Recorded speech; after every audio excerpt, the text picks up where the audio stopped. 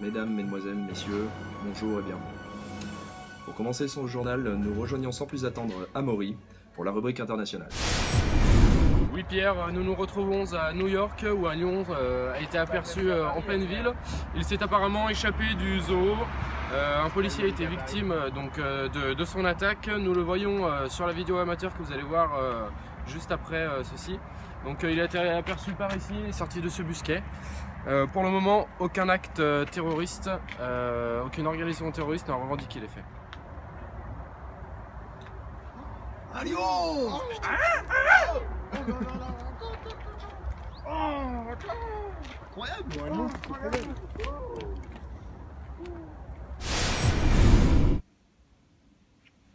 Merci Amaury pour ce reportage saignant. Sans transition, et pour l'actualité nationale, Anthony nous joint depuis la belle ville de Marly-Golemont et son reportage Un grain sur l'asphalte. Oui Pierre, bonjour, je suis bien à Marly-Golemont en direct du lieu où s'est passé ce fait extraordinaire. Donc en effet, Monsieur Grain, automobiliste confirmé, a établi un nouveau record de vitesse sur route communale.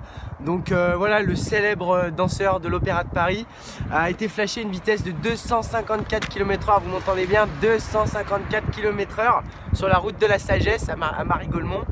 Donc l'intéressé de 24 ans, Pierre, il s'est vu retirer son permis de conduire par la suite et il s'est avéré qu'au test d'alcoolémie ça a révélé une alcoolémie de 2,08 g par litre de sang. Voilà, donc quand même belle performance de Monsieur Grain. Je vous laisserai voir par la suite les images vidéo, mais avant toute chose je vais demander à ces deux messieurs policiers de nous expliquer voilà, comment ça s'est passé, comment ils ont ressenti ce fait extraordinaire. Alors tout d'abord, nous avons très bien réagi, je trouve. Nous sommes des personnes d'habitude assez calmes, nous prenons bien soin de ne pas trop s'exciter, tout à fait, de ne pas faire un abus des armes qui nous sont confiées par la police nationale. Nous sommes restés très courtois. Nous avons fait remonter les informations au siège et tout s'est bien passé. Voilà.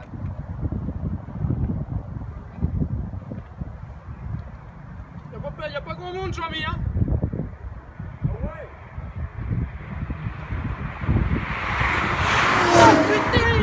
Putain, il t'a coupé celui-là. 254. Oh le connard. Voilà, donc Pierre, comme vous le voyez, tout s'est bien passé. Ces deux messieurs ont fait un travail fantastique. Donc ce qui m'amène à parler d'économie. Donc pour vous dire que le chiffre d'affaires des radars français pour le mois d'octobre est en très forte hausse, donc notamment grâce à Monsieur Grain.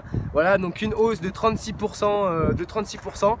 Donc pour finir, voilà, je tenais à remercier Monsieur Grain pour cette performance extraordinaire et puis nous lui souhaitons également bonne chance pour la suite de sa vie. Voilà, c'était Anthony, à vous Pierre. Merci Anthony, et nous vous rappelons que celui qui conduit, c'est celui qui ne boit pas, ou peu. Pour éclaircir ce ciel bien sombre, le doux Thomas Laborde vient nous parler de la météo. Oh, excusez-moi. Bonjour. Deux nouveaux stagiaires, on ne savait pas dans quel service les mettre. La météo aujourd'hui, en gros, nouvel épisode méditerranéen demain. En cause, c'est perturbation qui ouvre par l'ouest.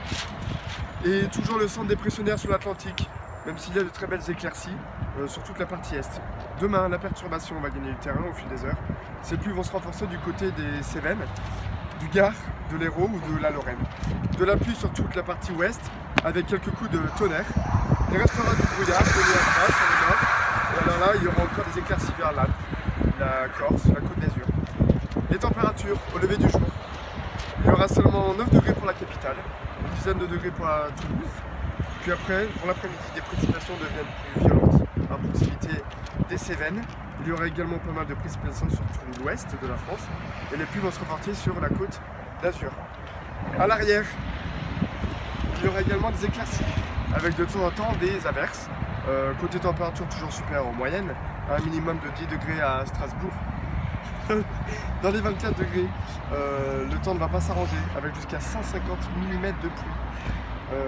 La morale du jour, vaut mieux habiter là où je n'ai pas prévu de pluie, c'est un temps de chien. Bonne journée et à demain. Oui Thomas, on comprend mieux les inondations dans le sud. Pour terminer ce journal avec plus de légèreté, l'actualité sportive et automobile, un reportage de Kevin et Romain. Bonjour chers téléspectateurs, enfin un grain de sport dans ce journal. En tant que grand supporter de l'équipe de France, je suis fier de pouvoir vous faire un résumé du match. C'est avec un grand plaisir que je vous annonce la victoire de 4-0 de l'équipe de France contre l'Arménie. Un doublé de Benzema à 2 minutes d'intervalle. Ses neurones, je pense, ont mis un temps à s'activer avant de se rappeler qu'il était payé pour marquer des buts. Cet élan n'a pas duré, car soi-disant blessé, il a dû aller à l'infirmerie. Je pense que c'était plutôt pour avoir une petite gâterie. Mais que voit-on? Francky Ribéry. Bonjour, il cru que je parlais qu'on allait gagner. J'ai vu Benzema aller dans l'infirmerie. Au niveau des sensations avec l'infirmière, il m'a dit qu'il a rien ressenti. J'ai cru que je pensais. En fait, je savais pas trop.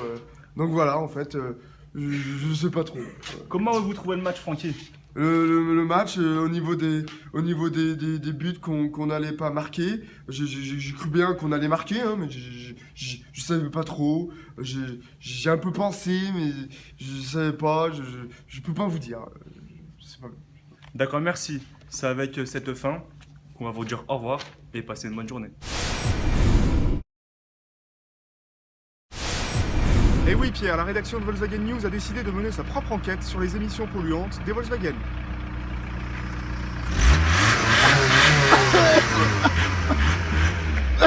Je confirme. La marque Volkswagen ne pollue pas.